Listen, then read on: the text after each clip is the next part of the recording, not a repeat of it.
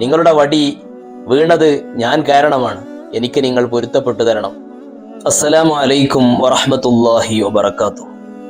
മഹാനായ അബൂ യസീദ് റളിയല്ലാഹു അൻഹു പള്ളിയിലേക്ക് നിസ്കരിക്കാൻ വേണ്ടി കയറുകയാണ്. തന്റെ ഊന്നുവടി സാധാരണ എല്ലാവരും വെക്കുന്ന അതേ സ്ഥലത്ത് ചാരി വെച്ചു. ഉടനെ തൊട്ടടുത്തുള്ള വടി താഴെ വീണുപോയി. പെട്ടെന്ന് നിസ്കരിക്കേണ്ടതുള്ളത് കൊണ്ട് വേഗം നിസ്കാരത്തിന് വേണ്ടി പള്ളിയിൽ കയറി.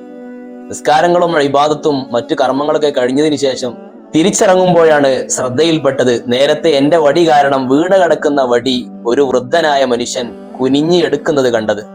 ഉടനെ അബൂ യസീദ് റളിയല്ലാഹു അൻഹു ഓടിച്ചെന്ന് വൃദ്ധനായ മനുഷ്യനോട് പറഞ്ഞു, ഞാൻ കാരണം നിങ്ങളൊന്ന് കുനിയേണ്ടി വന്നല്ലോ, നിങ്ങളുടെ വടി വീണത് ഞാൻ കാരണമാണ്, എനിക്ക് നിങ്ങൾ പൊരുത്തപ്പെട്ടു തരണം. സാധാരണയിൽ നമ്മുടെ സംസാരങ്ങളും പ്രവർത്തനങ്ങളും മറ്റു കാര്യങ്ങളൊക്കെ നമ്മൾ ശ്രദ്ധിക്കേണ്ടതുണ്ട്.